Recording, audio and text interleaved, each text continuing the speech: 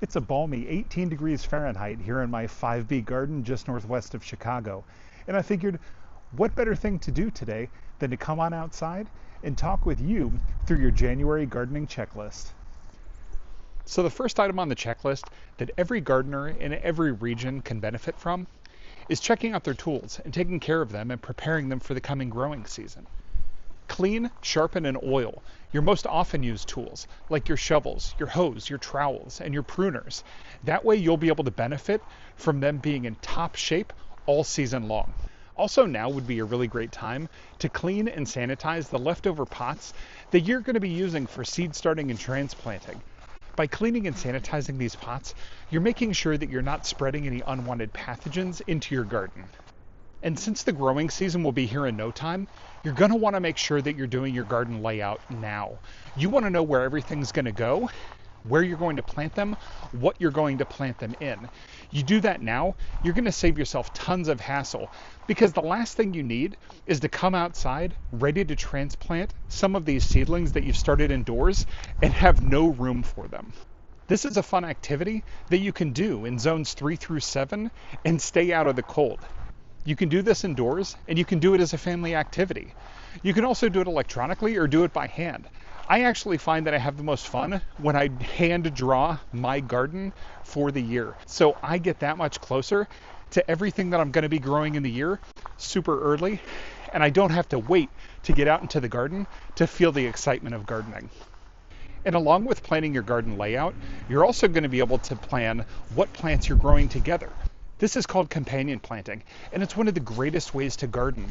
You want to make sure that there's a mutually beneficial relationship between the plants that you're growing close to each other. Some of these don't interact super well. Some of them absolutely love to grow together. Do even just a few minutes of research on which plants grow really well together, and I guarantee you're going to have a successful growing season. Something that I can't quite do right now, but my friends in zones 6 through 10 definitely should be considering doing immediately, is starting your seeds indoors. Remember, it's January. You're going to need to give some time before that last frost in order to plant some of your summer vegetables, like your tomatoes, like your peppers. So get those started now, and that way you can make sure that they're big enough, strong enough, and ready to be transplanted outside once the ground is warm enough. It's still a little too early in the colder regions to start your seeds, but check out the description of this video for links to some great resources that'll help you stay on track with starting your seeds indoors and knowing the right time to transplant them outside. And if you haven't already ordered your seeds, now's the time. You can actually get really good deals right now in January from all your different seed catalogs. Find some stuff that you haven't grown before that you want to grow this year. Dig into the catalogs. It's really a fun time, and also you can do it inside and out of the cold. In zones where the soil is warm enough to be worked, now's the time to take a look at your beds and your containers. Dig into the soil and make sure that you're amending the soil so it has enough food for the plants that you're going to put in this growing season. Digging in things like compost, leaf mold, bone meal, and other fertilizers is going to help your plants start thriving sooner, which means a more abundant harvest for you.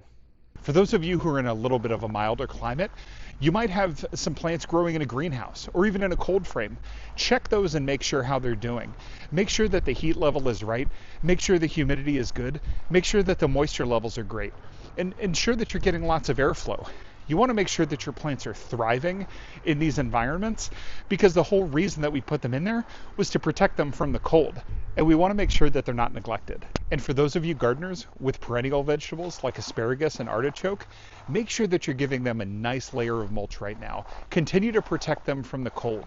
You want to make sure that you're not harming them, especially as they're getting ready to emerge in some of the warmer regions. As they emerge, a little bit of cold can hurt them quite a bit. And you want to make sure that you're not stunting their growth for this season. Mulching these vegetables will keep the roots protected and the moisture level stable. Now is also the time in zones 9 and 10 to get your seed potatoes into the ground. Get them in now and you'll be harvesting by early summer. In zones 9 and 10, the growing season is upon you. In Zone 10, you're probably already growing some cooler weather crops. So now's a great time to check on your irrigation system. Check your hoses, sprinklers, and drip irrigation systems to ensure that you're identifying any damage and you're clearing clogs so everything runs smoothly this growing season.